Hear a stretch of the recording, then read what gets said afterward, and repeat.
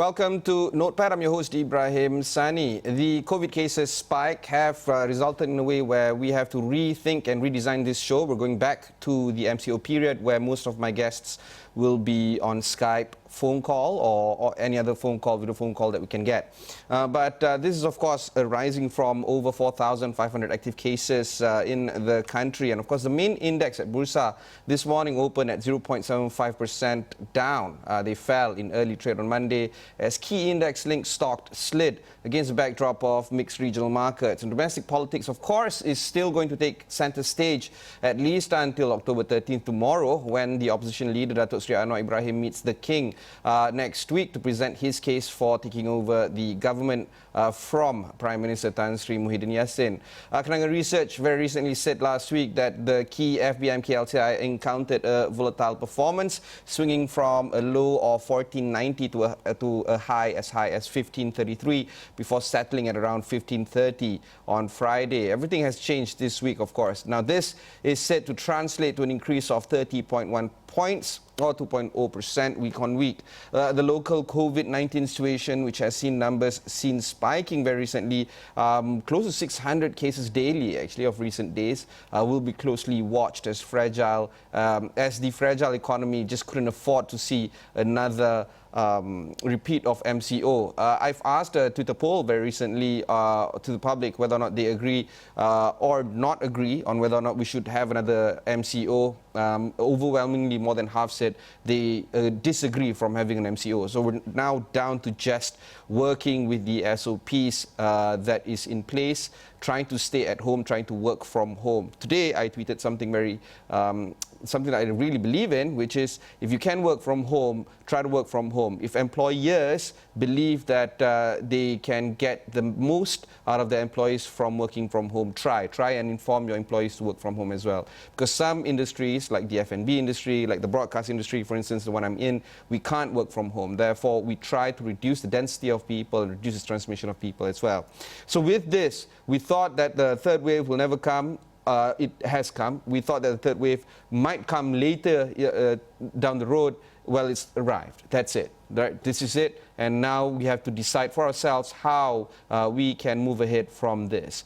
Because of this, we want to ask some fund managers, some investors, to see how they are looking at investing in different time, particularly in a COVID spike. We need to manage investments through a tough environment, and how do we move forward from this? So joining me in this phone call is Durraini Baharuddin, the MD or the Managing Director for the Malaysian business of Value Partners.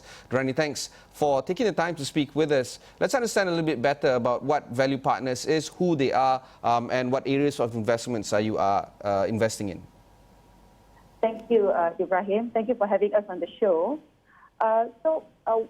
Value Partners is actually one of Asia's most established asset management companies, and we have an AUM, a group AUM of about 53 billion ringgit, and we invest across multiple asset classes, which also includes equities, fixed income, alternatives, quantitative investment solutions, and also in multi-asset strategies.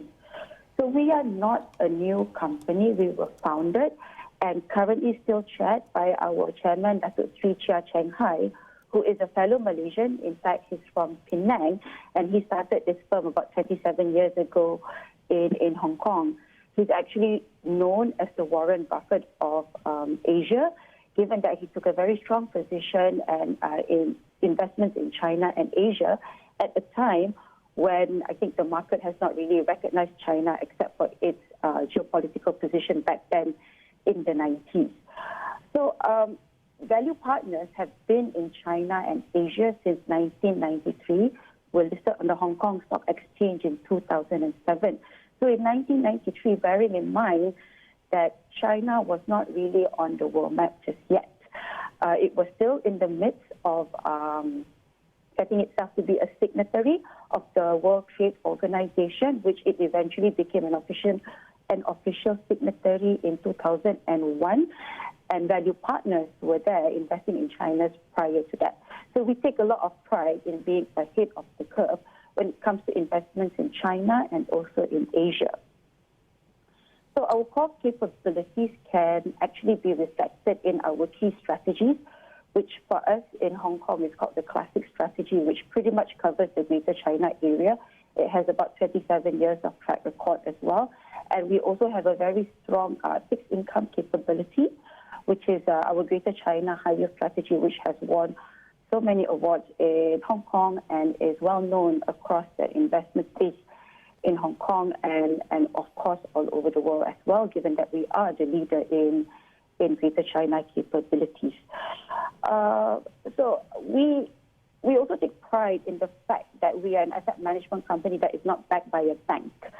So we are an independent asset manager, which makes our role in investment very independent, and being listed as well gives us the transparency that maybe some of our peers in the market do not have.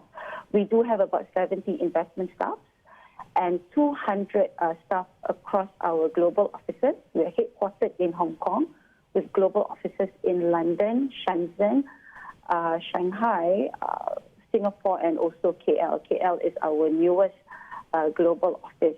We also have a rep office in Beijing, not to underestimate, of course, the importance of the China market. Yeah, let's talk a little bit more about the KL office. What would be some of the mandate that you guys have when you guys open the shop here?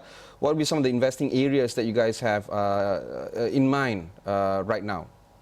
Yeah, sure. So we are quite new in Malaysia, less than 2 years old. And in Malaysia, our key focus is to manufacture Sharia-compliant products for the group and also to be distributed in Malaysia and, of course, across the region as well.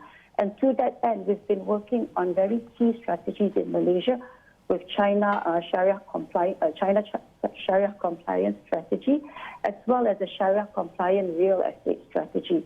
And these are very innovative strategies that we believe will allow us to be differentiated from the market and also takes us a little bit away from the traditional equity and fixed income Sharia products that we have seen in the market time and again. On top of that, in Malaysia as well, we are mandated to provide low-cost investment solutions to investors via exchange-traded funds. It has been around for about 10 years, but it is definitely a strategic asset to focus on, given the changing nature of investments, the changing access of investments, and we do believe that exchange-traded funds will be one of the key options of investment solutions for investors in the future. And these are normally traded on the exchange, so when an investor looks at it, it looks akin to your stock that is listed on the stock exchange, which most Malaysians are quite familiar with. Yeah, ETFs are great. I love ETF, but right now we'll go for a short break before continue our conversation with you guys at Value Partners. Don't go anywhere.